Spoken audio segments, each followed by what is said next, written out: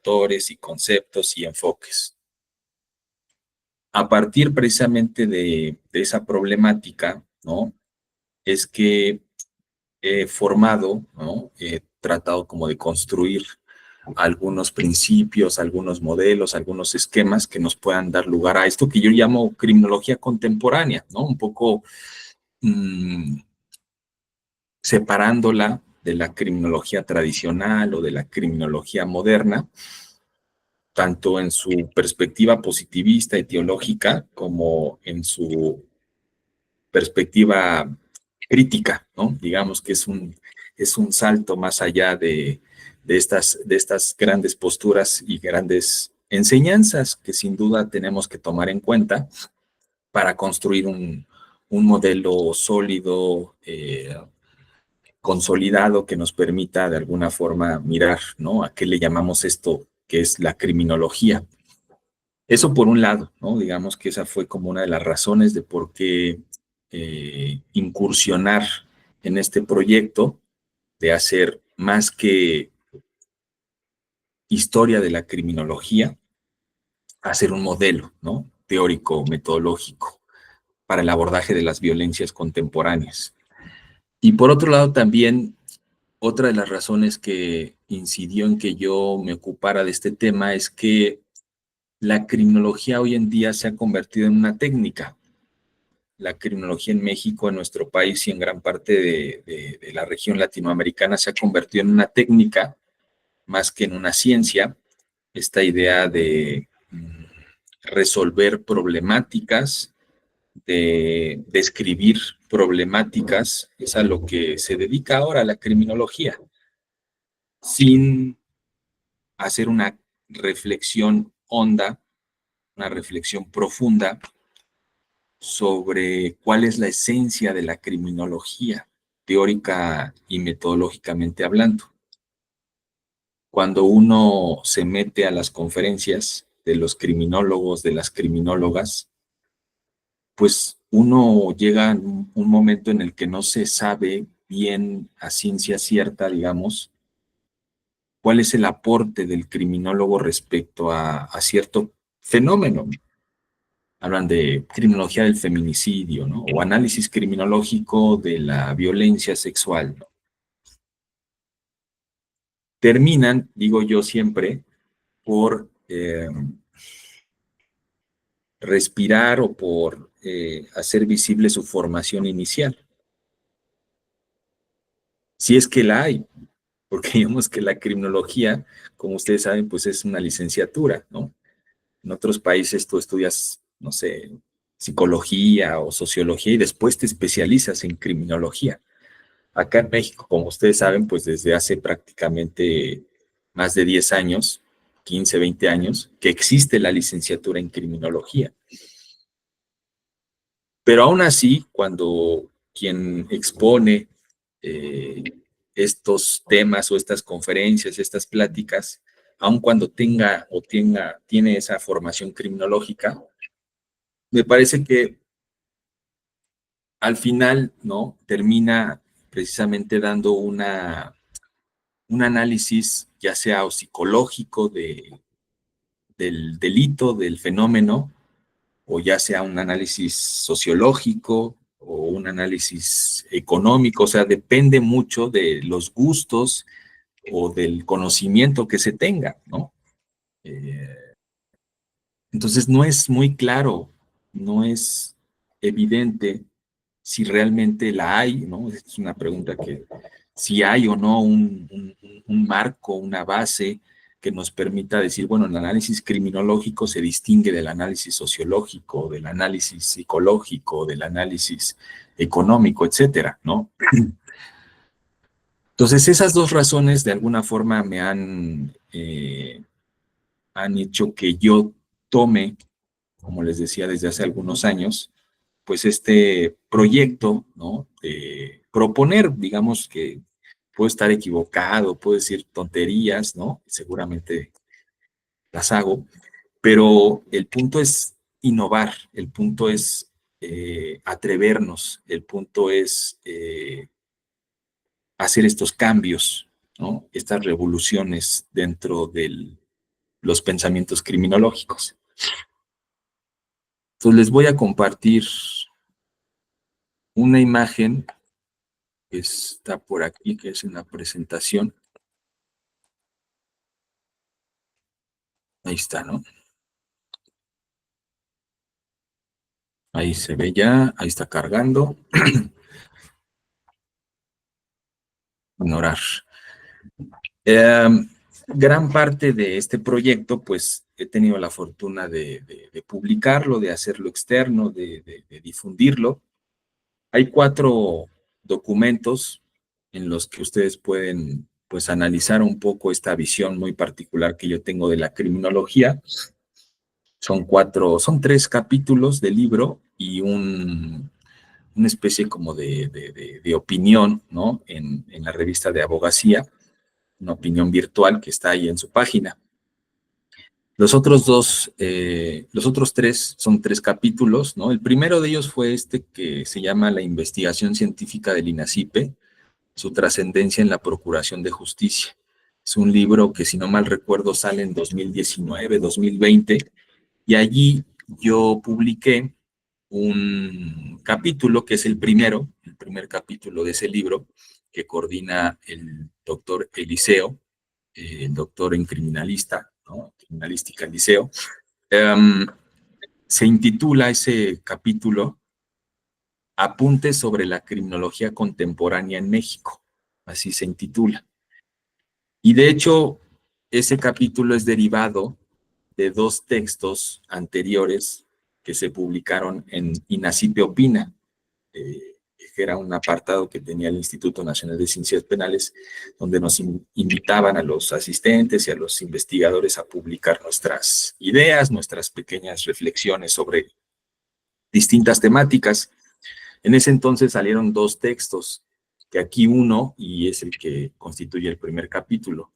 Esos 2 textos eran 10 preguntas sobre criminología contemporánea, ¿no? Primera parte y segunda parte.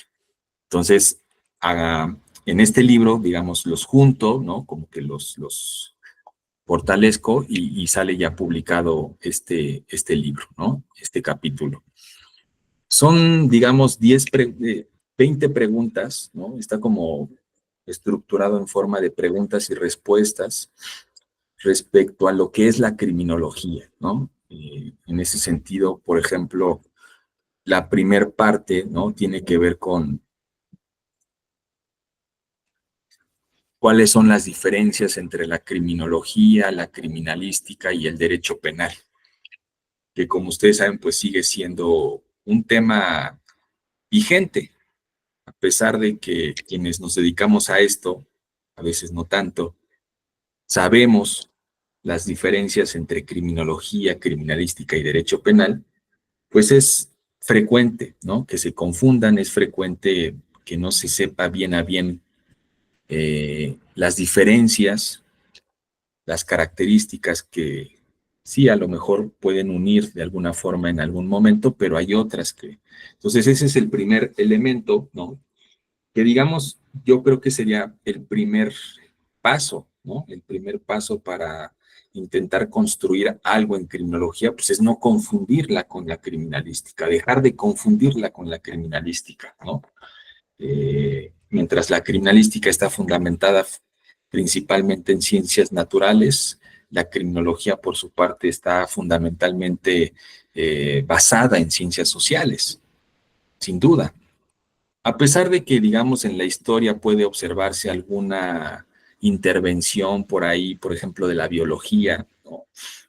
Pensamos en el mal llamado padre de la criminología, ¿no? Que no es el padre de la criminología Lombroso, es el padre de la criminología italiana positivista, pero no es el padre de la criminología en general, ¿no? Porque es entonces reducir la criminología, que ese es el segundo punto, ¿no? No me voy a adelantar.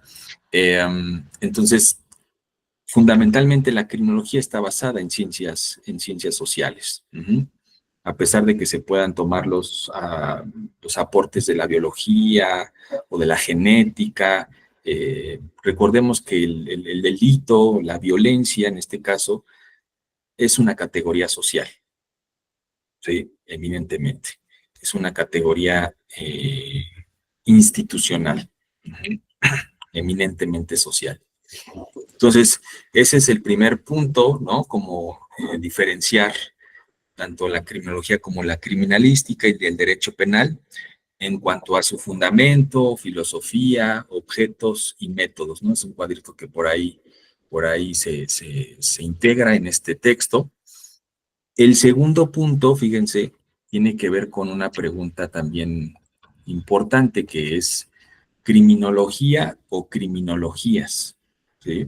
Criminología o criminologías, que era un poco lo que decíamos, cuando nosotros decimos y reproducimos esta idea de que Lombroso es el padre de la criminología, pues lo único que estamos haciendo es reducir la criminología a una corriente, que es el positivismo etiológico, ¿no? La criminología etiológica. Cuando realmente la criminología es más que el positivismo o que la criminología clínica, la criminología etiológica. Es una corriente, sin duda una de las más importantes, pero no se acaba allí la criminología. Después vienen otros paradigmas, otras corrientes, otras teorías. En alguna ocasión me empeñé un poco en buscar cuántas teorías en criminología existen. Estamos hablando más de 30, 40 teorías que han surgido en el campo de la criminología, ¿no? Entonces, ese es otro de los aspectos clave. No podemos reducir la criminología a un paradigma o a una corriente. Tenemos que precisamente ser, pues, ser, comprender que la criminología no es un discurso homogéneo, ¿no? Que no es un discurso unidimensional.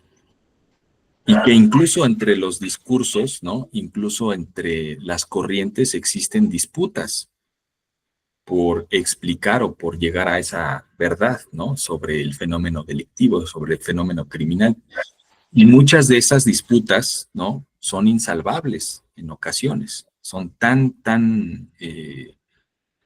peleas tan a sangre, ¿no? A muerte, que incluso parten de la exclusión del otro paradigma para existir, ¿no? Eh, entonces eso es muy importante, ¿no? También entender que la criminología, o más bien el discurso o el concepto más adecuado sería criminologías o corrientes del pensamiento criminológico o teorías criminológicas en plural, pero no criminología como un discurso homogéneo, ¿no? Como un discurso totalizante, absoluto. Entonces ahí en ese texto, ¿no? Van presentando este tipo de preguntas, ¿no? Respecto a si son criminología o es criminologías, sobre si el objeto de estudio de la criminología es el delincuente, sobre si el método científico es el único método que utiliza la criminología, sobre si la prisión es el único lugar en el que puede trabajar el criminólogo, de si se habla todavía hoy, si se puede sostener la síntesis criminológica, si solamente se habla de causas, ¿no? Son como preguntas que de alguna forma a mí me permiten ir como derribando ciertos mitos o ciertos mitos no en cuanto a las falsedades, sino en cuanto a cuestiones que se han arraigado tanto que nos cuesta trabajo mirar más allá, ¿no? Seguimos todavía como empantanados, seguimos todavía atrapados en el mundo de la criminología clínica, de la criminología teológica, ¿no? Positivista. Ese es un poco el primer texto, ¿no? Que es como una visión más general sobre la criminología contemporánea. Después está este texto de los desafíos de la criminología frente a la hegemonía punitiva. Este texto que coordina la maestra Claudia y el doctor Pedro Peñalosa en la UNAM, junto con Tirán Loblanche, que es esta editorial española.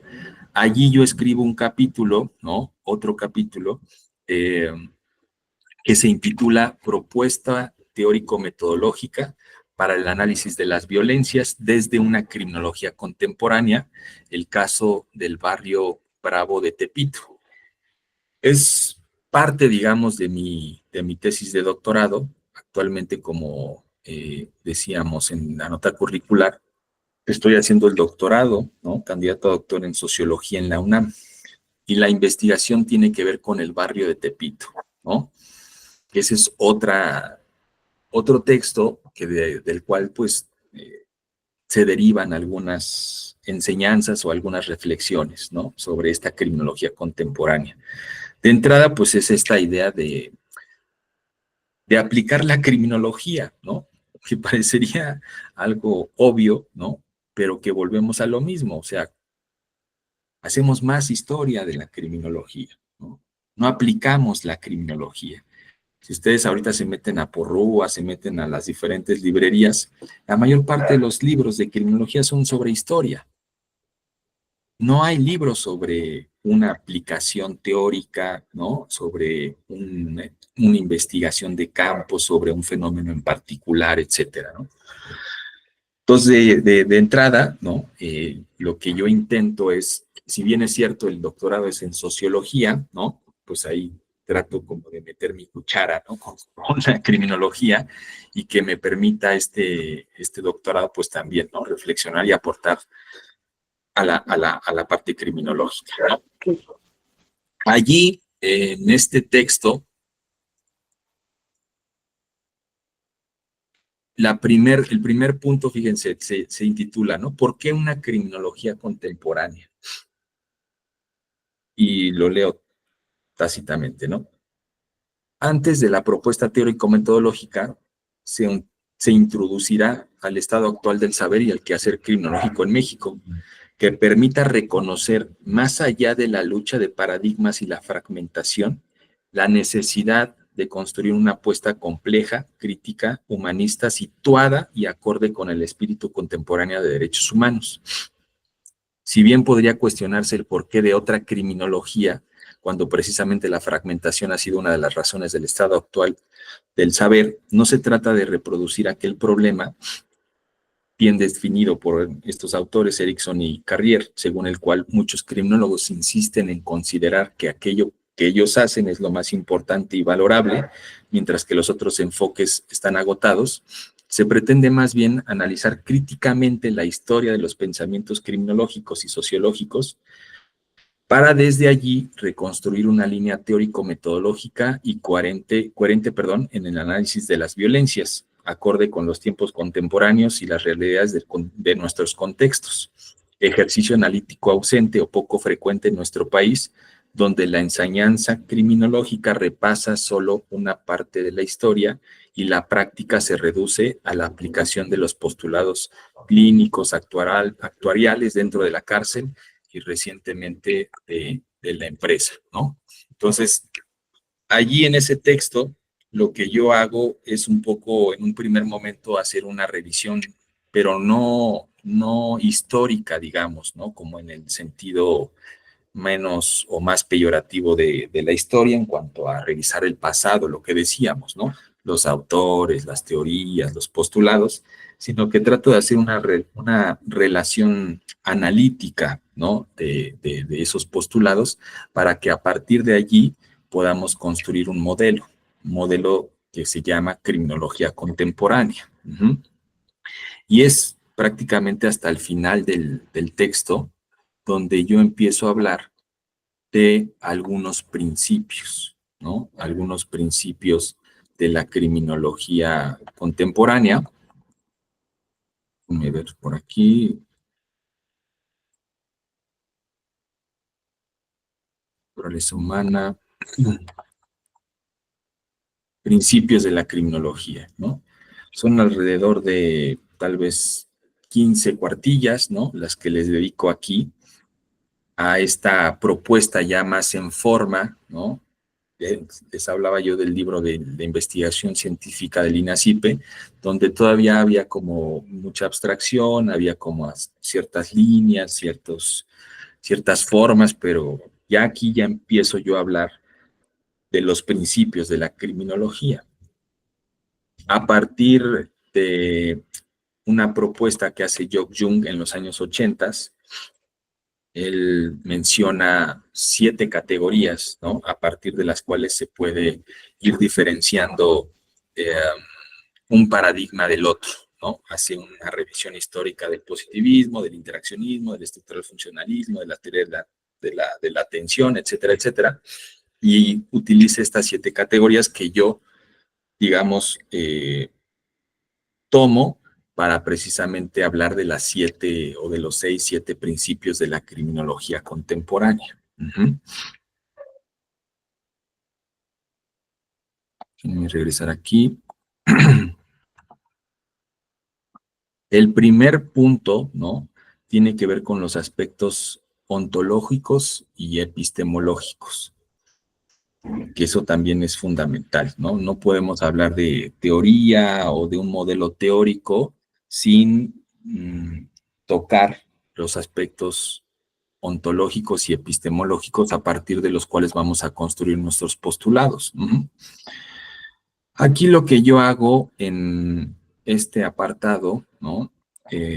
Es un poco como hacer una revisión de cuáles han sido las 2 miradas más importantes, ¿no? En cuanto a la criminología, sobre todo desde, por un lado, el racionalismo y por otro lado, el empirismo, para que entonces después yo tome a varios autores, ¿no? A partir de los cuales construyo la epistemología de la criminología contemporánea, ¿no?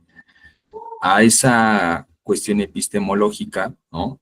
Yo le llamo el realismo crítico marginal. Así le denomino, el realismo crítico marginal, tratando de poner en diálogo a un inglés que se llama Bashkar, que propone el realismo crítico, más allá del empirismo y del racionalismo, y por otro, dialogando también con Zaffaroni, que él plantea el realismo marginal, ¿no? Entonces, a partir de ahí, yo construyo el realismo crítico marginal, que sería el, digamos, el basamento epistemológico desde el cual se tendría que construir el modelo de criminología contemporánea. Este modelo de realismo crítico marginal está más desarrollado en el otro texto, que es este de Direcciones Contemporáneas de la Argumentación Jurídica, Hermenéutica e Interpretación. Ahí yo escribo un texto que se llama Comprender la violencia delictiva en México, una propuesta desde la hermenéutica profunda y crítica de John B. Thompson, ¿no? Ese es el texto donde más, digamos, se desarrolla la apuesta del realismo crítico marginal.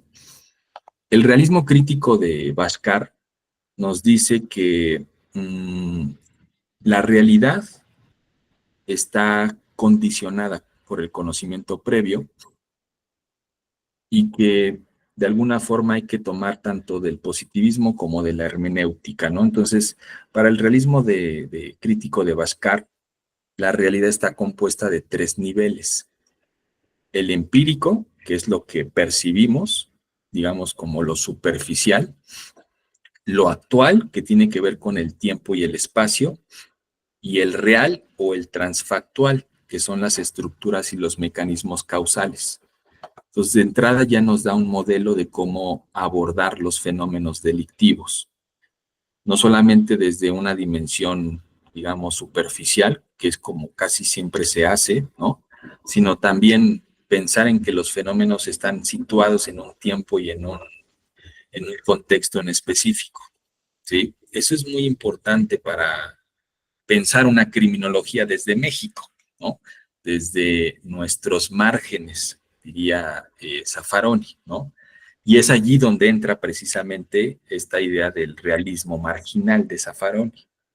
El realismo marginal de Zaffaroni lo que nos dice es sí está bien, ¿no? De alguna forma importar los conceptos, las teorías, los modelos. La criminología esencialmente ha sido una construcción europea norteamericana. Todas las teorías y todos los modelos, los autores han sido en esos mapas, ¿no? En esas localizaciones geográficas. No se trata, por supuesto, de crear la criminología mexicana, ¿no? Ni de crear la criminología latinoamericana, pero sí de poner en diálogo, de poner a discusión esas teorías con las realidades de nuestro país. Las realidades, las necesidades, las especificidades de nuestro propio contexto histórico. Eso es lo que se tiene que hacer desde una perspectiva epistemológica también, ¿no? Poner a dialogar estos conceptos con los saberes populares, por ejemplo. En el caso del barrio de Tepito, es muy significativo esto, porque el barrio de Tepito es uno de los barrios originarios más importantes, no solamente de la Ciudad de México, sino de México en general. Decía el movimiento Tepito Arteacá de los años 60, 70, ¿no? Eh, Daniel Manrique se volvió famosísimo, ¿no? Lo invitaban a todo el mundo, incluso gracias a él y al movimiento, una calle de París se llama Tepito también. Y decía Manrique que Tepito es la expresión del México, ¿no? Que Tepito es en muchas cosas, ¿no? La síntesis del mexicano. Uh-huh. Entonces, necesitamos poner a jugar y a dialogar, repito, ¿no? Estos conceptos que ya traemos desde las ciencias positivistas o las ciencias sociales, ¿no? Con las realidades, con las especificidades y con los contextos de nuestro país, con los saberes populares, con los saberes tradicionales. Pienso ahorita, por ejemplo, en el albur que es uno de los elementos más arraigados de nuestra cultura popular en Tepito, y cómo eso nos puede, ¿no? De alguna forma, hacer un análisis o generar ciertas teorías o ciertos conceptos novedosos, ¿no? Dentro del ámbito criminológico. ¿Mm?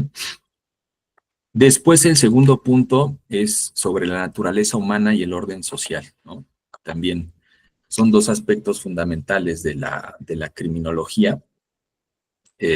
Acuérdense que la criminología no solamente tiene que ver con la transgresión, no solamente tiene que ver con el comportamiento, no solamente tiene que ver con la conducta, sino también con el orden social, ¿sí? No podemos hacer criminología si no entendemos que el delito es delito porque una norma lo dice, ¿no? Entonces hay que también hacer análisis del orden social. Decía Pavarini, ¿no? Este criminólogo crítico italiano, que la única cosa que compartían todos los paradigmas y todas las corrientes criminológicas era su preocupación por el orden social, ¿no? De alguna forma el orden es elemental para la criminología. Y sin embargo, digamos, no apareció hasta los años 60, 70, ¿no? Porque toda la criminología anterior había sido una criminología del sujeto, ¿no? Había sido una criminología de los factores, de las causas, ¿no? Del fenómeno transgresor. Sin embargo, de los años 60, 70, ¿no? Se pone sobre la mesa la importancia también de incluir el aspecto del orden social, ¿no? De la norma, de la legitimidad del Estado, del papel del Estado, del sistema de justicia penal, ¿no? Como elementos clave para entender de manera más integral el fenómeno criminal, ¿no? Entonces, ese segundo principio, digamos, ¿no? Tiene que ver con la naturaleza social en primer lugar y con el orden social. Aquí en la naturaleza humana, perdón, de alguna forma la criminología se ha discutido por fundamentalmente dos posiciones o dos perspectivas. Esta idea de que el criminal, ¿no? Tiene problemas endógenos, ¿no? Individuales, biológicos, psicológicos, y es por eso que la persona comete el delito, ¿no? Es como una naturaleza humana determinista, ¿no? Por un lado, por esta cuestión endógena o por una cuestión exógena. Ahí ambas posturas comparten ese determinismo, ¿no? Ya sea que el sujeto está determinado a delinquir porque tiene un trastorno antisocial de la personalidad, ¿no? Un TAP o psicopatía o rasgos de personalidad criminal, o está determinado porque vive en la pobreza, porque existe la desigualdad, porque en su contexto, ¿no? De alguna forma, esa es una mirada determinista de la naturaleza humana, Y la otra, digamos, que es la que se propone, por ejemplo, con el interaccionismo simbólico, pues es más el libre arbitrio, ¿no? El sujeto decide, ¿no? Por sí mismo, independientemente de si está determinado por sus condiciones sociales o las condiciones psíquicas o condiciones sociales, ¿no? Entonces, tratando como de darle la vuelta a estas dos posiciones, ¿no? A estas dos concepciones sobre la naturaleza humana, que generan esta dicotomía entre individualismo y globalismo, acá lo que ponemos, ¿no? En sintonía, un poco de la mano de Matza, ¿no? Es que existe esta libertad determinada, ¿no? El determinismo moderado le llama Matza, ¿no? Y aquí lo leo en, explícitamente en el texto, dice, algunos hombres son más libres que otros. La mayoría de los hombres, incluidos los delincuentes, no son del todo libres ni están enteramente condicionados. Más bien, ocupan algún lugar en el medio. Es la imagen de un actor que no está obligado ni comprometido a cometer sus actos, pero que tampoco es libre de elegirlos, ni diferente en ningún sentido simple o fundamental del individuo respetuoso de la ley, ni igual a él. Las elecciones existen, digo, pero están surcadas por múltiples condicionantes internas y externas, mismas que interactúan entre sí dependiendo de la persona, su posición, su acción, historia y contexto. Además de contextualizar, historizar y relacionar, que es otro también de los puntos importantes de esta criminología contemporánea. Hay que historizar, hay que contextualizar y hay que relacionar. No podemos mirar al delito, sea un acto en específico o un fenómeno, ¿no?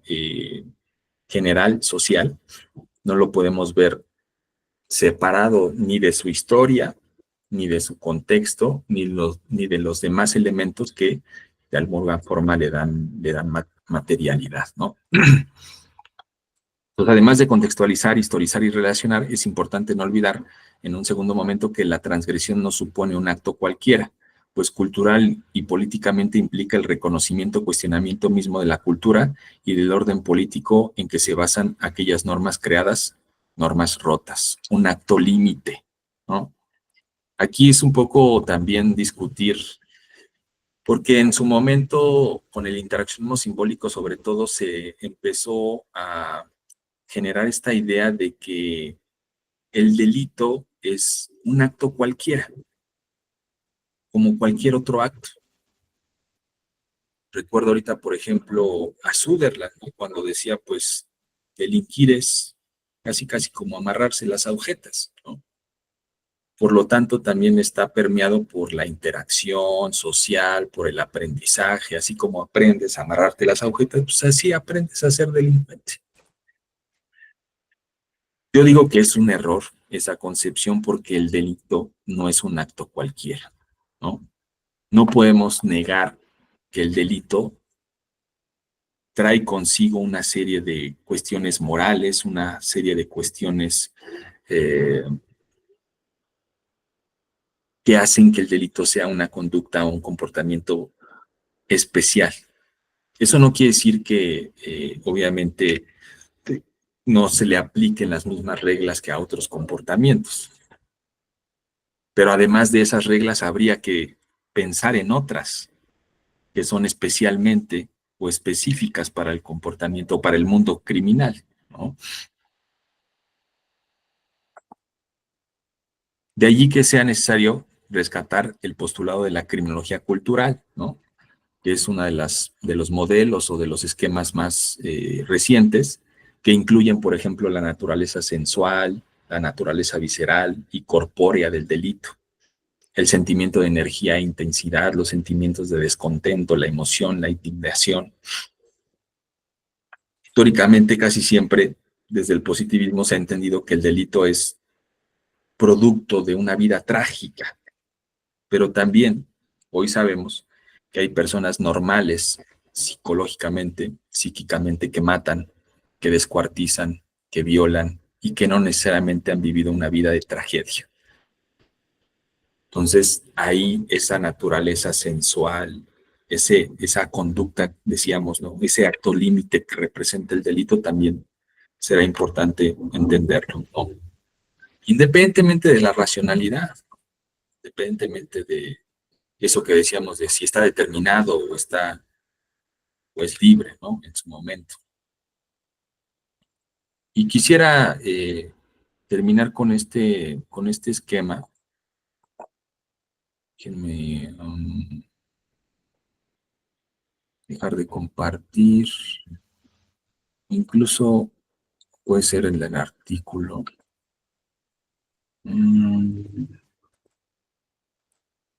Este es un artículo que publiqué, decía yo, en la revista Abogacía, que es como digital, que es muy triste porque vean cómo pusieron, ¿no? La imagen de un criminalista, ¿no? Creo que es un médico, una médica forense, ¿no? Entonces, sí fue así como de, es un artículo de criminología que precisamente está criticando, ¿no? La confusión entre criminología y criminalística, y bueno, pero en este texto, fíjense, al final hablo de estos principios ya cada vez más concretos, ¿no? O sea, ha sido un proceso en el que he ido como de las líneas de investigación más generales a estos principios un poquito ya más concretos, ¿no? La propuesta de criminología crítica, ¿no? Implica las siguientes bases para un trabajo analítico y político, ¿no? Que también sería importante no perderlo de vista. La criminología, siempre digo yo, no es solamente una ciencia social, es una ciencia también política, por todo este rollo del orden social, ¿no? Incluso recientemente decía Sergio Tonkonov, ¿no? Un criminólogo argentino, psicoanalista también, sociólogo, que el delito, fíjense, el delito es decía él, una categoría fundante de lo social, ¿no? De ese tamaño es la importancia y el papel que juega el delito para el orden social, para el desarrollo del orden social y el orden político, la cultura incluso, ¿no? Al igual que el derecho. No se podría entender el derecho sin la criminología, ni la criminología sin el derecho. Uno habla del orden y el otro habla del desorden. Y ambas cuestiones son fundamentales en cualquier sociedad, en cualquier cultura, de cualquier periodo histórico.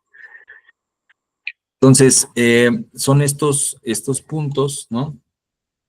¿Cuántos son? Son 8. Fíjense, el primero no es un saber del sentido común ni una pseudociencia. Me parece que es importante, ¿no? Partir, por un lado, de que no es un sentido común. Muchas veces la criminología o los postulados están llenos de lugares comunes, ¿no? No explicamos, sino describimos o repetimos lo que ya se decía o lo que ya se dijo sobre cierto fenómeno. Entonces, esta idea tiene que ver con forzarnos como criminólogas y como criminólogos a realmente explicar el fenómeno, no solamente a describirlo, sino a explicarlo, a generar un modelo teórico, ¿no? Metodológico desde el cual podemos empezar a entender y a comprender el fenómeno criminal, ¿no? Por otro lado, desde la pseudociencia, bueno, si bien es cierto, hoy parecería absurdo hablar de la pseudociencia, como ustedes saben, pues es más vigente que nunca, ¿no? Vemos por ahí que la grafología, que la lectura del rostro, que la fisionomía, ¿no? Del siglo XXI. El criminólogo no puede estar en ese sentido. Ahora, aquí el punto complicado es que cuáles son esos principios o cuáles son esas reglas que hacen que un saber sea ciencia. Bunge tiene una lista que es la más aceptada, pero el problema es que Bunge no acepta muchas ciencias sociales como ciencia, ¿no? De entrada el interaccionismo simbólico, tal vez la criminología crítica incluso podría quedar al margen de esa lista muy positivista de Mario Bunge, ¿no? Pero sin duda podemos hablar de ciertos elementos que hacen que la ciencia pierda esa esencia, ¿no? Y es a lo que uno se refiere. 2, no es criminalística ni derecho penal, pero tampoco psicología criminal, sociología criminal, biología criminal u otra especialización, lo que les decía al principio, ¿no? Si yo voy con un sociólogo criminal y le digo, mira, analiza este caso, ¿no? Lo que uno espera es que le dé una lectura, ¿no? Desde la sociología, desde las diferentes corrientes, desde las diferentes posturas. Si uno va con un psicólogo, pues lo mismo. A lo mejor sí dará algunos palazos ahí a la sociología, pero fundamentalmente su análisis va a ser desde la psicología. ¿Qué esperaríamos si nosotros vamos con una criminóloga o con un criminólogo? ¿Que repita lo que ya dijo el sociólogo? ¿Que repita lo que ya dijo el psicólogo? Pues no, esperaríamos esa esencia, esa identidad que todavía no está muy clara en la criminología. Yo lo que digo es que la esencia de la criminología, que son los puntos que van siguiendo, ¿no? Tiene que ver con una mirada compleja. La criminología tiene que ser una ciencia compleja, tiene que ser una ciencia de la complejidad, huyendo, por supuesto, de estos sectarismos, ¿no? Huyendo de estas posturas reduccionistas del fenómeno.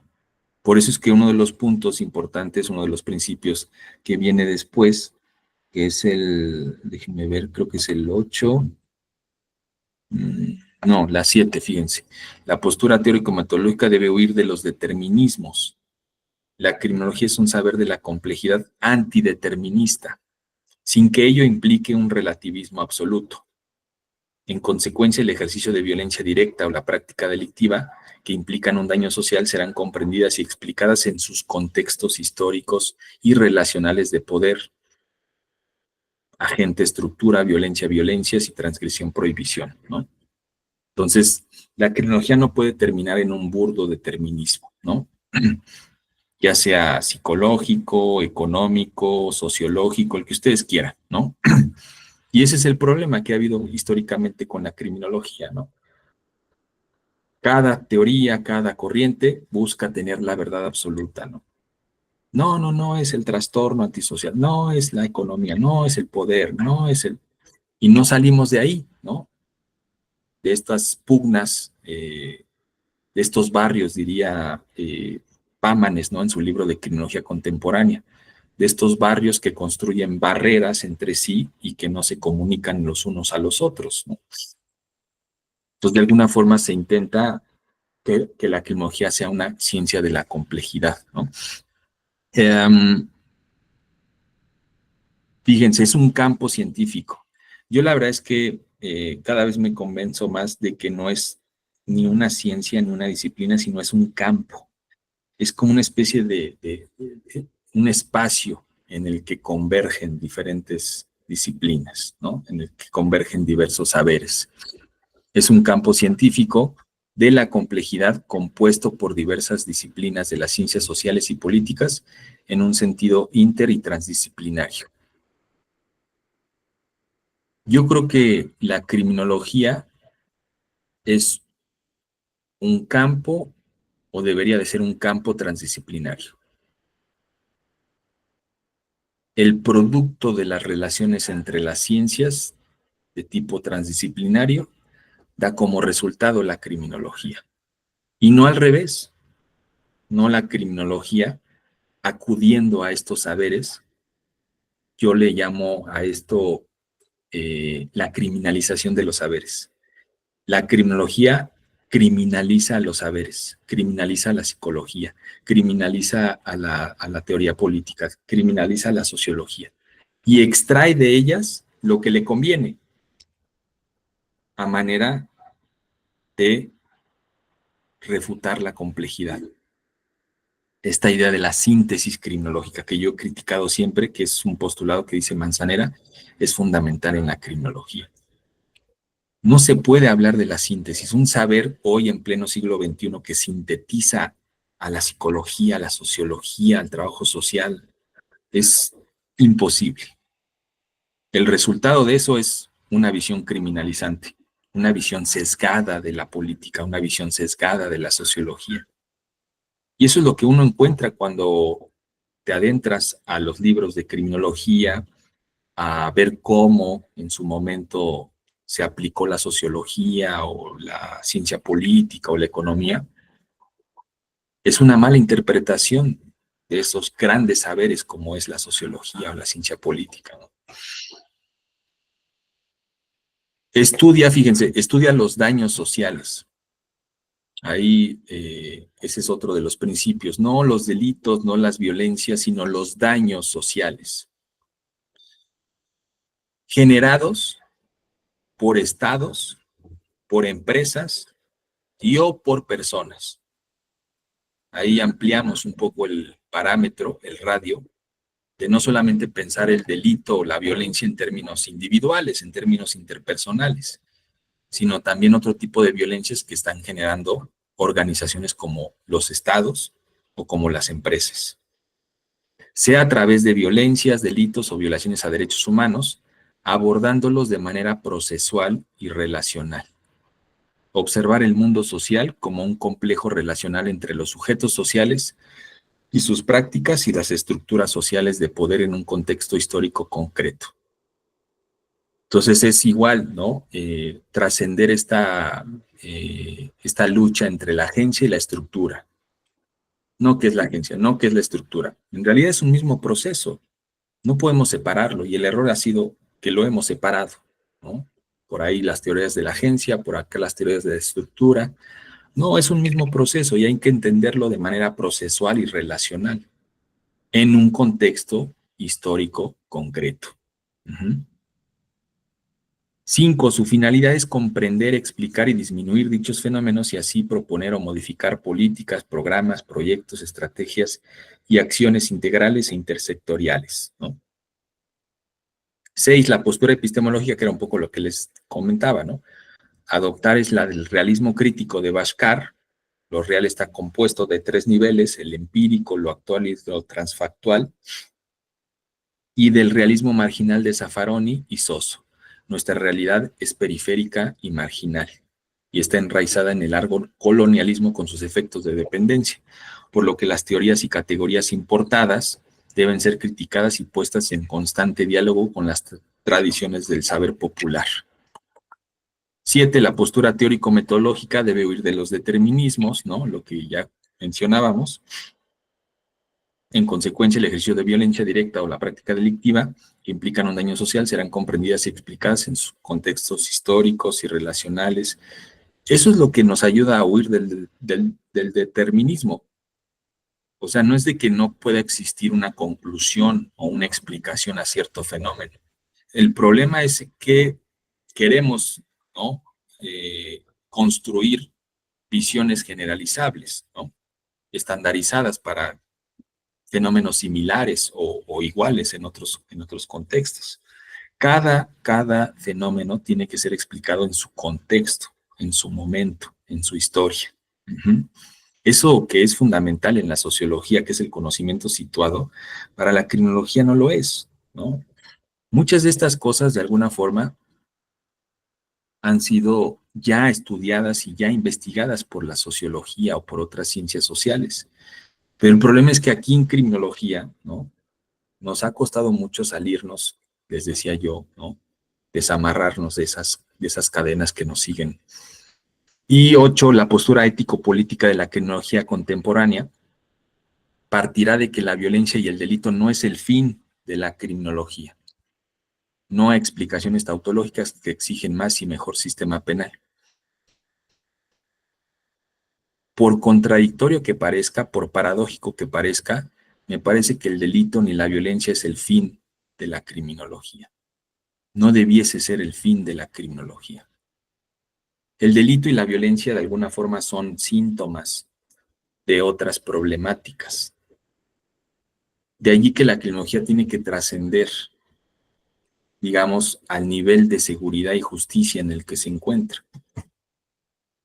De, pues más policías, pues más normas, pues más sistema de justicia penal, pues los militares, este nivel de que el delito y la violencia son problemas de seguridad.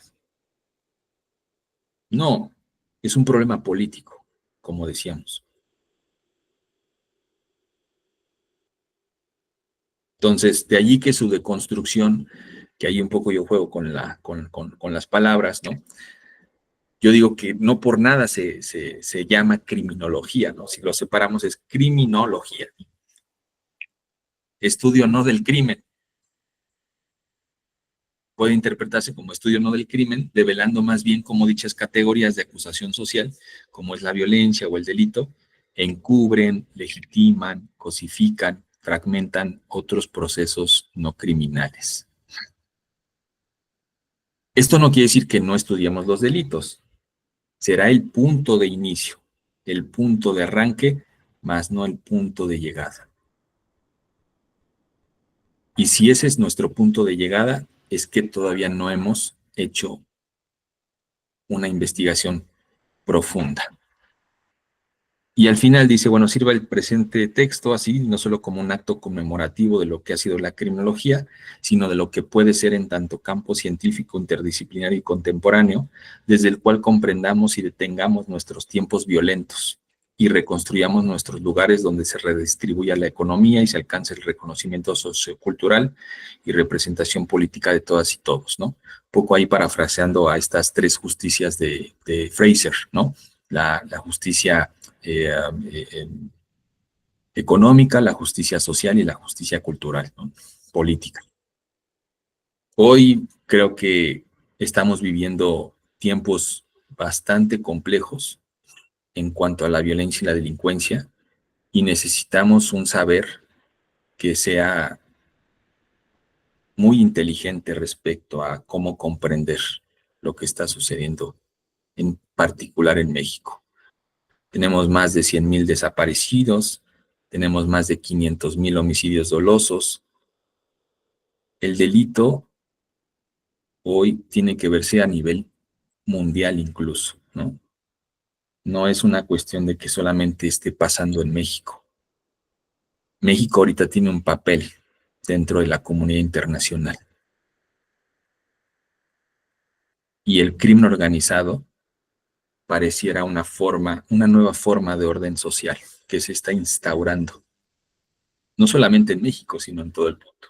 Entonces son cosas que tenemos que entender y explicar como criminólogas y como criminólogos. Si seguimos pensando en que dando becas, militarizando al país, se va a resolver, pues ahí, ¿no? Entonces, de alguna forma esta propuesta de criminología contemporánea pues intenta también, ¿no? Como eh, evitar ese tipo de respuestas morales, reduccionistas, ¿no? Y que intentemos pues realmente llegar hacia lo más que se pueda, ¿no? Pues es una aproximación al quid, ¿no? Del asunto, ¿no? Lo esencial. Entonces, pues era un poco esta idea de compartirles algunas ideas, algunas reflexiones sobre este proyecto que pues sin duda ha sido y es complicado, pero como les decía, ¿no? De alguna forma es atrevernos, es innovar en algo que me parece que sigue siendo muy virgen en criminología en México. La mayoría está hablando de los problemas, pero no podemos hablar de los problemas si no construimos una base sólida, teórico y metodológica que le dé identidad al criminólogo, a la criminóloga mexicana. Les agradezco mucho. No sé si tengan alguna pregunta, alguna duda, con mucho gusto. Yo tengo una pregunta. Sí, Kendall, ¿no? Sí, es que, bueno, en base en lo que vos hablaste, yo, bueno, más o menos yo estudio esto, yo estudio criminología, que es investigación criminal, pero, digamos, a base de los efectos que vos mencionaste anterior, que la persona puede cometer delitos con base a la cultura y demás cosas, eh, creo que también los efectos psicopáticos también de la persona y también el anhelo de cometer un delito puede ser que influyan, ¿no? Aparte de esas cosas, aparte de las teorías criminológicas de la antigua escuela de Chicago y demás cosas, ¿verdad? Sí, digamos que la criminología históricamente, como sabemos, pues ha construido muchas teorías, ¿no? diferentes teorías que tratan de explicar el fenómeno criminal. En términos generales ha habido una pugna, decíamos, entre el individualismo y el globalismo, ¿no? Como lo menciona Bunge en uno de sus textos, que es sobre criminología, de hecho, ¿no? Interesante. Por un lado, estas teorías que le apuestan más a lo micro, ¿no? A estos factores endógenos, a, como bien decías, el trastorno antisocial de la personalidad o el trastorno disocial o la psicopatía, ¿no? De entender que esta persona delinque porque tiene un problema interno, porque tiene una serie de rasgos criminales que pueden derivar de algunos acontecimientos traumáticos que tuvo en la infancia, de algunos eventos traumáticos en su vida, o bien de algunos desajustes que ya estén ahí, ¿no? Biológicamente, neurológicamente, ¿no? O algunos otros factores. Y por otro lado están esas otras teorías que mencionan, ¿no? Un poco también peleándose con estas otras teorías más psicologicistas o biologicistas, que el tema no está en el individuo en sí, sino que más bien tiene que ver con los contextos, que tiene que ver con los factores económicos, con los factores sociales, el ambiente, el entorno, ¿no? Que hace que las personas, de alguna forma, cometan ciertos delitos, ¿no? La verdad es que buscar, ¿no? ¿Quién tiene la razón? Yo creo que es una pregunta equivocada, ¿no? Es una pregunta que no va a tener fin.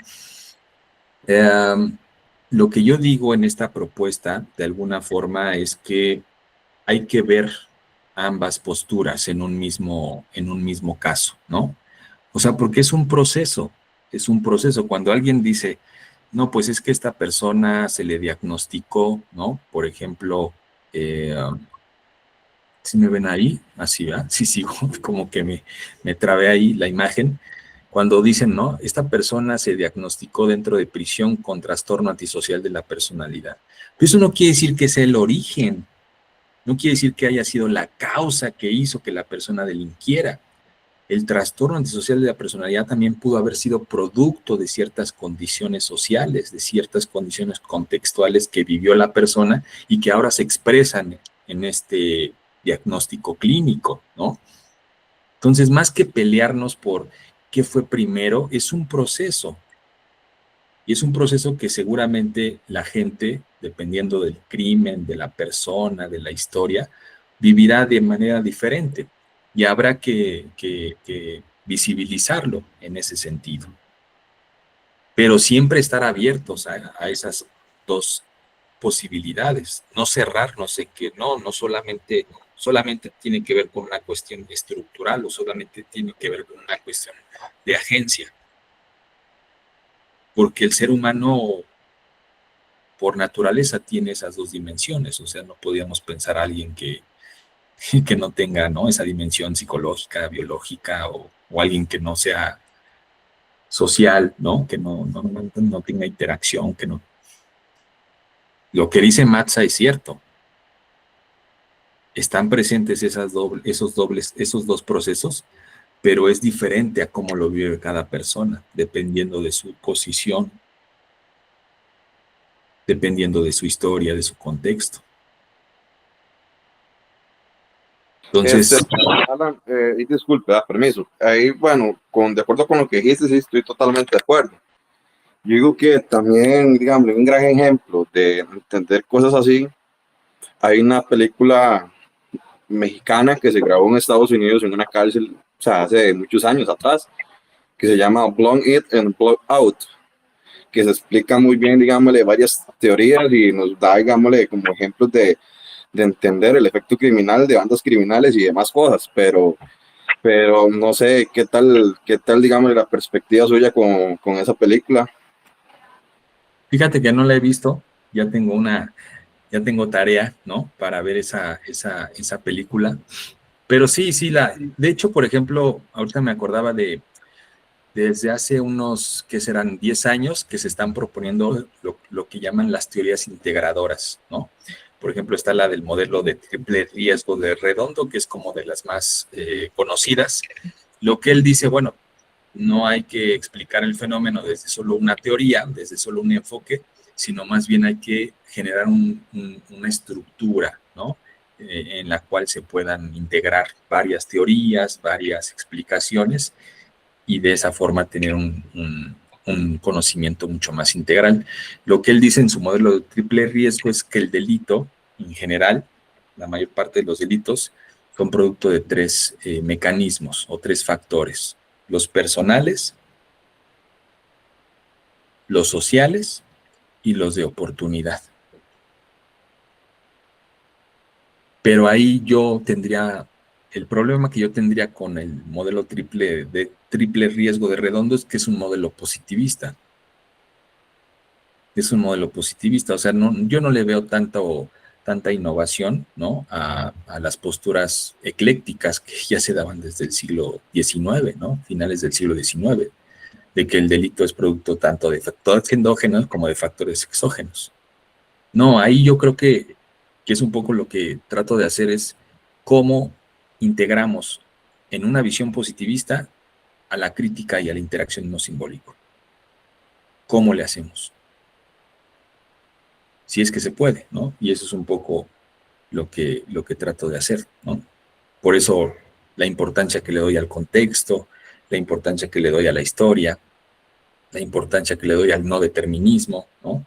Son cosas que devienen de esas otras filosofías no positivistas que pues pueden caber de manera tal que no se destruya el modelo, ¿no? Porque si lo aplicamos a rajatabla, por ejemplo, criminología crítica y positivismo, es complicado porque se excluyen mutuamente prácticamente, ¿no? Entonces, es un análisis también como muy cuidadoso de cómo poder integrar de forma tal que no pierda la visión crítica, pero también que no se convierta en un modelo institucionalizado, ¿no? O en un modelo de dominación política como lo fue y lo ha sido el positivismo siempre, ¿no? Es complicado, pero es una apuesta, es una propuesta y, como les digo, ahí está, ¿no?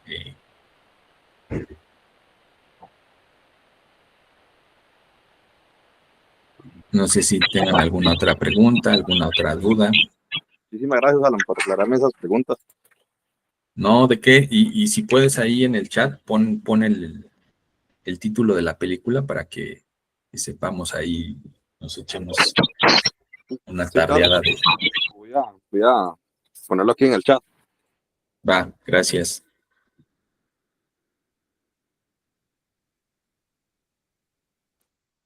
¿Alguien más tiene alguna pregunta para el maestro Alan que gustan que responda con respecto al tema? Sobre los libros, usted ha escrito libros los cuales estén a la venta libre. ¿Dónde se pueden conseguir? Bueno, yo soy de Costa Rica, ¿verdad? En este caso, ¿cómo se puede conseguir un libro, verdad? Gracias. Sí, sí, sí, como les decía, les pongo aquí otra vez la imagen de la lámina.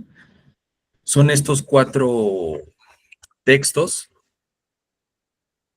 el de los desafíos de la tecnología frente a la hegemonía punitiva.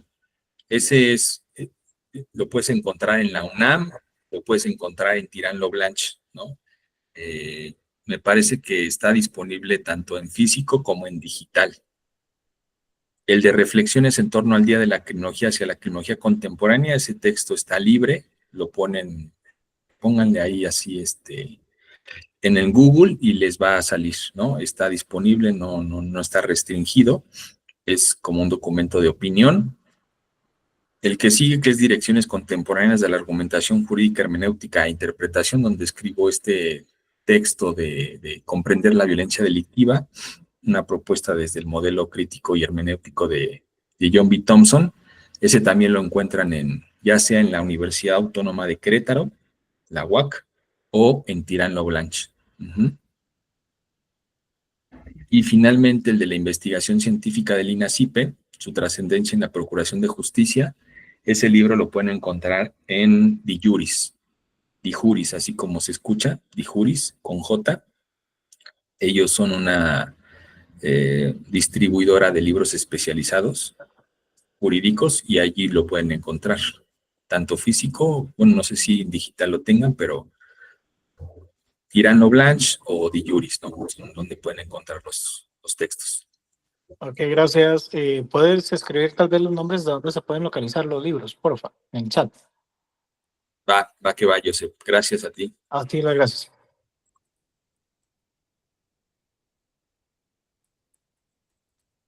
Y Juris y... Sí, Catherine Cortés Soto está levantando la mano para hacer una pregunta.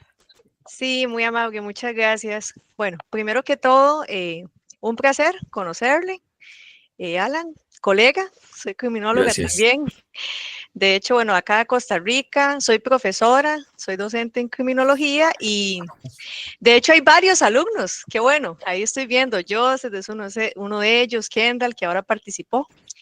Yo les Mira. dije, yo les dije, hoy quiero Y que estoy empiecen también a como profe. Eso, muy bien, Iriabet, excelente. Nos alegra montones esta participación y de verdad esta iniciativa, más bien Alan, cuando quiera acompañarnos a alguna de nuestras clases, bienvenido, de verdad que sí. Gracias, gracias. No, con todo gusto. Son realidades muy distintas, ¿verdad? De país a país. Ahora me quedé asombrada con el número que usted indicó de personas desaparecidas. Más de 100,000.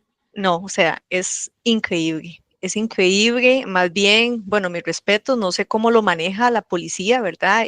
Porque es demasiado. Yo sé que Costa Rica es un país muy chiquitito, ¿verdad? Y también hay que tomar en cuenta eso, pero de igual forma, creo que México por eso ha evolucionado tanto en el área de la criminología, por todo lo que también ustedes han atravesado, ¿verdad? Sin duda alguna, creo que va como de la mano.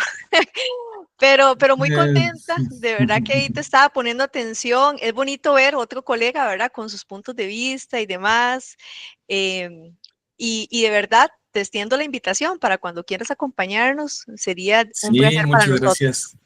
Sí, no, yo encantado de participar con ustedes y de aprender también, de intercambiar puntos de vista y de eso se trata la ciencia, ¿no? La ciencia, si no está abierta, pues se convierte en un dogma, ¿no? Casi religioso. La ciencia tiene que ir cambiando, tiene que ir adaptándose, tiene que ir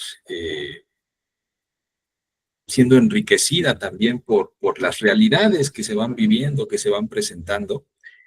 Y sí, México sin duda ha sido un país con un desarrollo muy importante de la criminología, pero también se ha estancado mucho, se ha estancado.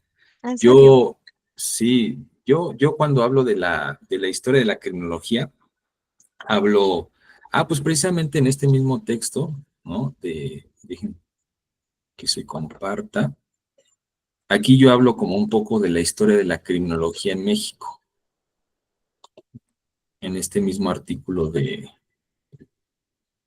Día de la Criminología. Está, a ver si ahí lo ven, ahí está, ¿no? Entonces yo siempre he dicho que podemos como clasificar la historia de la criminología en varias partes, ¿no? El surgimiento, que son los estudios criminales, que seguramente compartimos también esta visión desde los países de Latinoamérica, es decir, antes de que existiera la criminología o la figura del criminólogo, pues ya había diversos actores que se dedicaban, ¿no?, a estudiar, a abordar el tema de la violencia, de la delincuencia. Aquí, por ejemplo, en México tuvimos a autores como de Sayas, Vaca y Vergara, Verdugo, Macedo, Guerrero, Romañac, Lara y Parado y Almaraz, quien sin ser criminólogos de formación y derivado de sus labores como periodistas, policías, abogados y médicos, investigaron la ascendente criminalidad, identificando en diversas particularidades físicas, climáticas, geográficas, psicológicas, morales, religiosas, sociales y económicas del mexicano las causas del mal social, ¿no? Esa es como la primera etapa, estamos hablando como de finales del siglo XIX, recién que inicia, ¿no? Porque eso también es muy interesante, recién inicia la etapa de la modernidad, ¿no? En México, que es con don Porfirio Díaz, ¿no? Que también tiene sus similares, ¿no? En gobiernos de Latinoamérica, que son estas, dice Zaffaroni, estas repúblicas oligárquicas, ¿no? Después viene una segunda etapa que yo le denomino el criminólogo, que es cuando aparece la figura de Quirós Cuarón, ¿no? Alfonso Quirós Cuarón. Él se titula de perito en criminología en 1939. Él, de hecho, va a ser uno de los primeros criminólogos, no solamente en México, sino de Latinoamérica, 1939. En lo que hoy es la UNAM, en ese entonces era la Universidad Nacional de México, ni tan siquiera era autónoma. Entonces, él estudia y se titula como perito en criminología. Y a partir de ahí, pues va a hacer varios peritajes, varios estudios que son muy conocidos. Por ejemplo, El estrangulador de mujeres, ¿no? Que es un libro que él escribió y que es sobre su intervención clínica criminológica en el caso de Goyo Cárdenas, ¿no?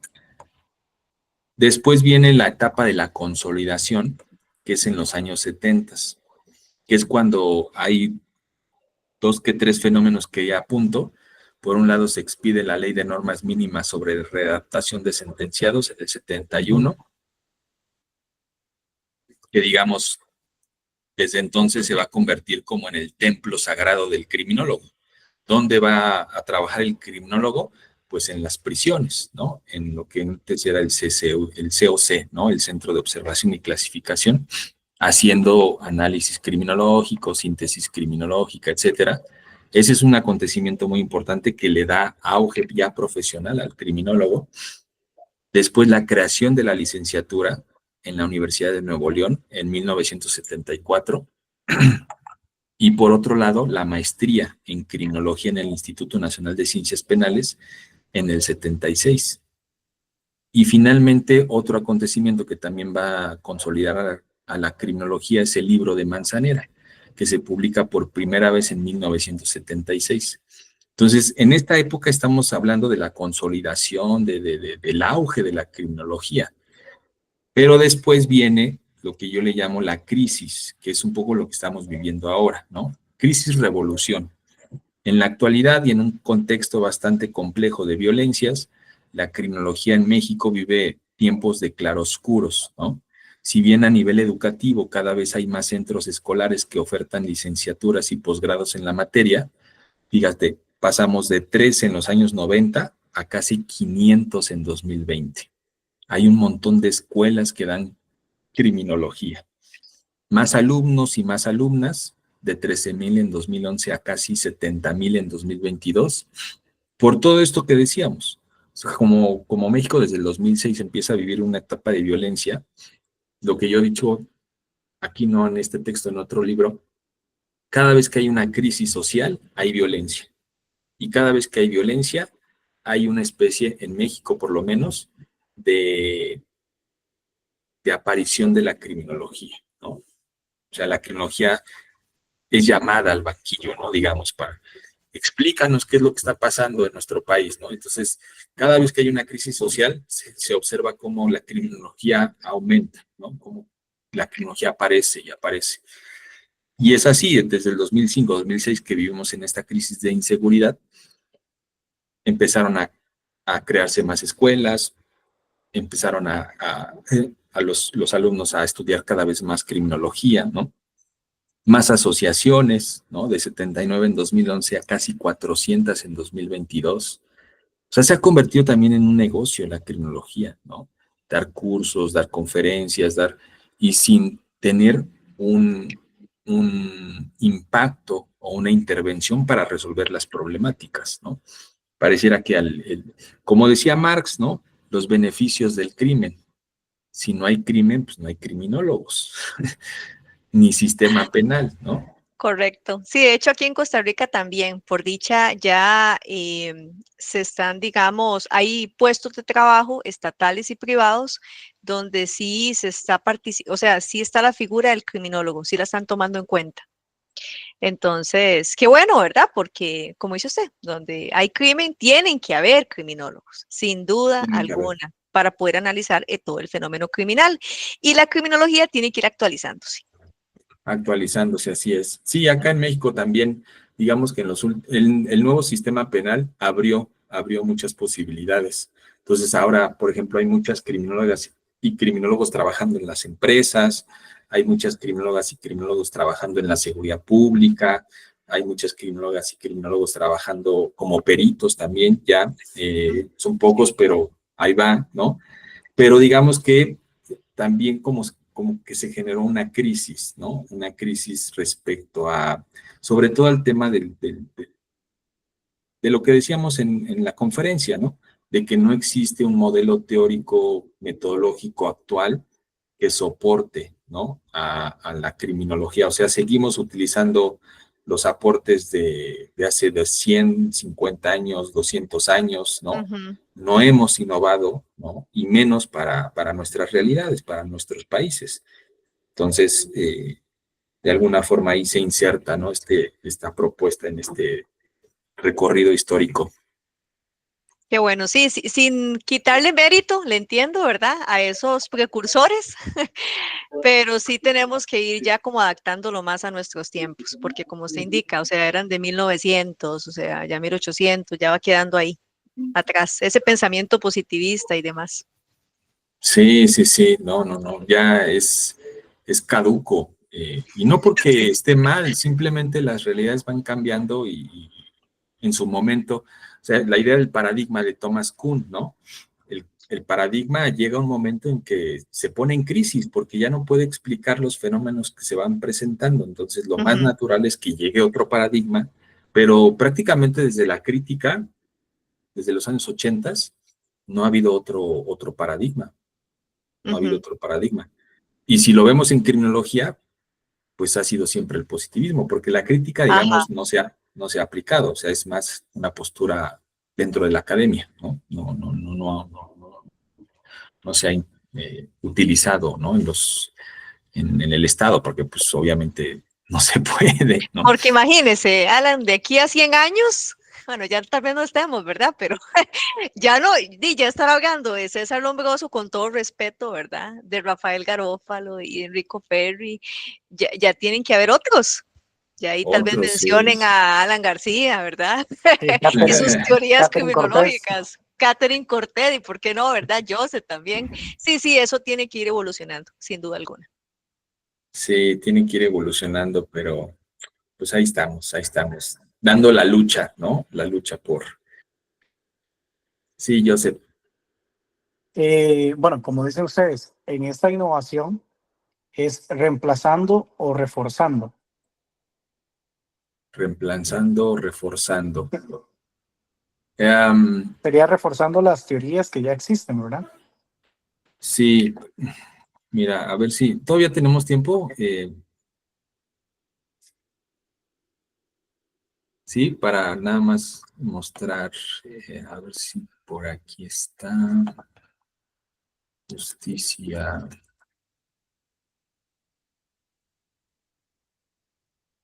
Déjenme ver si encuentro la En el reforzamiento justicia. es como modificaciones que sufren algunos documentos, ¿verdad? Obviamente con más metodologías, ¿verdad? De estudio. Ujú. Lo que yo hago en este cuadrito es una especie como de, ay, ¿cómo le llamo? Es una sistematización de los paradigmas anteriores. Déjame ver. Acceso a la justicia, no, este no es.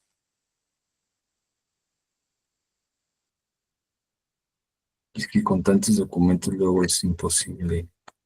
A ver. Ese Rosendo.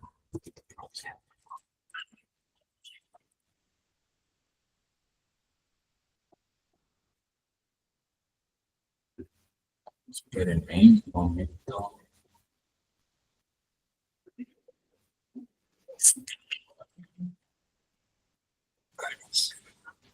Justicia transicional, aquí está, creo que es aquí. A ver si está aquí el cuadrito.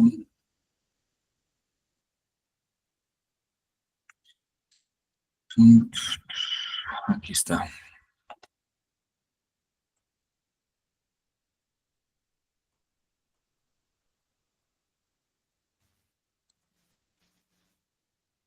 A ver, ahí alcanzan a ver el cuadrito.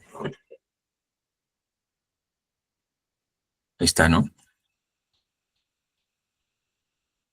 Fíjense, aquí lo que yo hago es hacer un cuadrito respecto a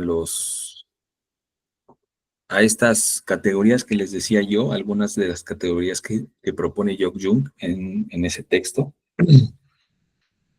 tanto del positivismo, del interaccionismo y de la crítica, para que después yo, a partir de ellos, como dice Joseph, ¿no?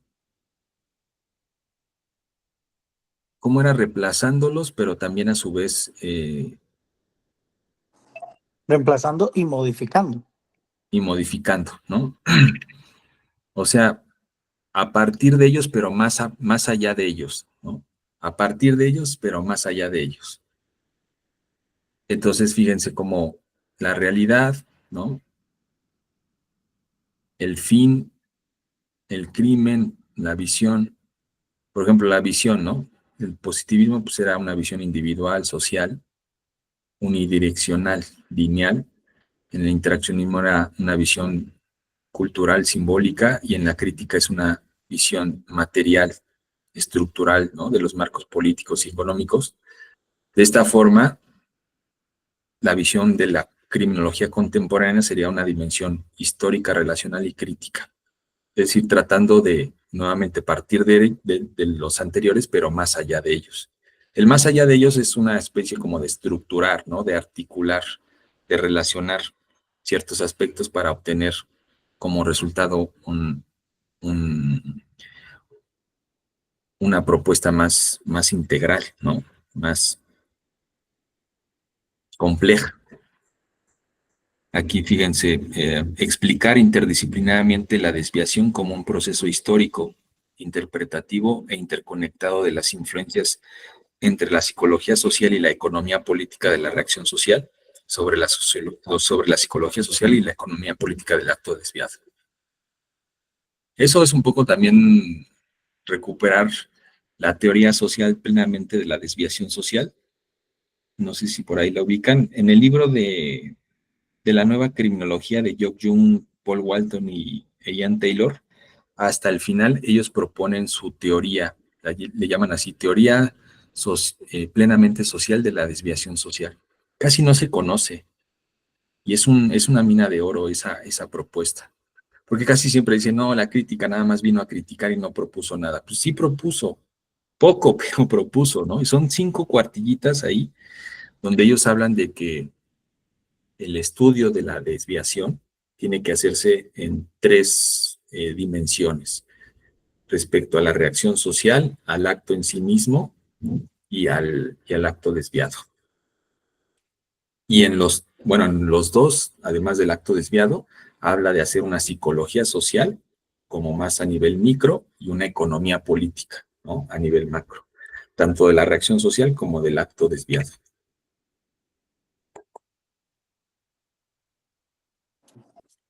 Sí, es tomando lo que ya existe y Sí. llevándolo al tiempo moderno, ¿verdad? Actualizado. Es la modificación, no es un reemplazo, sino es una modificación de lo que ya hay Sí, digamos que es una modificación, sí. para los tiempos actuales. Obviamente ya se genera como una herramienta nueva, ¿verdad? De análisis. De análisis. Sí, porque, o sea, sería muy absurdo, y yo ahí en el escrito sobre Tepito, ahí yo lo pongo. En realidad, la lectura crítica del positivismo no siempre es adecuada, ni tampoco la lectura positivista de la crítica. O sea, ambos se tiran entre sí, pero magnifican sus errores, ¿no? Lo cual pues no está bien, ¿no? Porque se ha convertido más en una lucha ideológica más que en una lucha científica, ¿no? Entonces se dicen cosas del positivismo que pues, en realidad no lo son tan radicales, o se dicen cosas de la crítica que tampoco.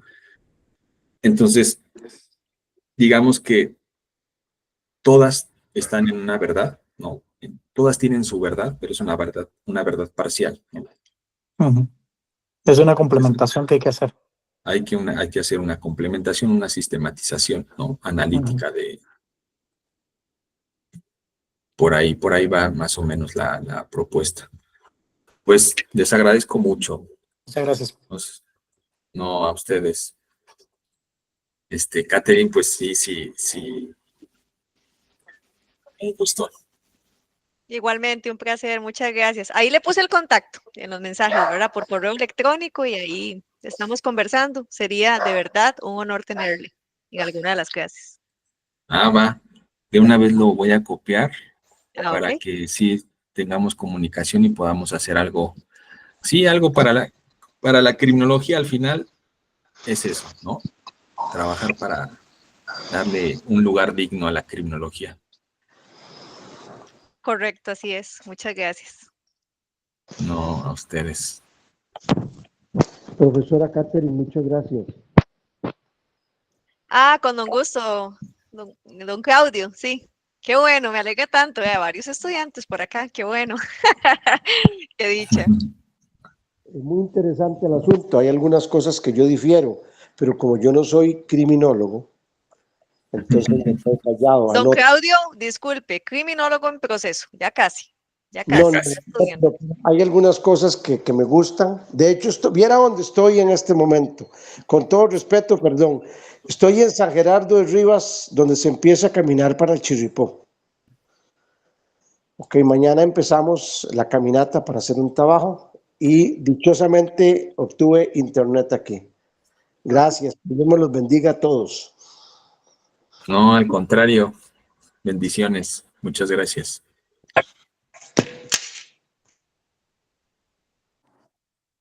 Profe, Bueno, pues, muchas ¿alguien gracias más a tiene todos. alguna pregunta? Sí. Si no es así, pues de antemano aquí en IMAC le agradecemos mucho, maestro Alan García Huitrón. Sin duda propone cosas bastante interesantes y desde mi punto de vista necesarias para la innovación de la criminología que, pues, como bien lo dijo usted, tiene como esta crisis, ¿no? Incluso a nivel educativo. La verdad es que las cosas que usted propone parece que ni en sueños podía llegar a escucharlas en una universidad, al menos donde yo estudio y he sabido de algunas otras. Sin embargo, creo que son novedosas y además de todo fundamentales. Y pues me da mucho gusto que podamos tenerlo aquí y que pues pueda compartirlo con más criminólogos para que podamos como salir de estas nociones o ciertas doctrinas, ¿no? Que como usted lo menciona, pues ya están desactualizadas. Y pues le agradecemos mucho por su tiempo y también al tiempo de todos los asistentes que pues estuvieron aquí con nosotros. Y sin más, pues le agradezco mucho a todos y pues muchas gracias. No, al contrario, muchas gracias a IMAC, a ti, a todo el equipo y nada, ¿no? Pues aquí andamos. Excelente fin de semana. Igual, gracias. Hay que darle Chao. movimiento a eso que se ha estado estancado. Excelente fin de semana igual para todos.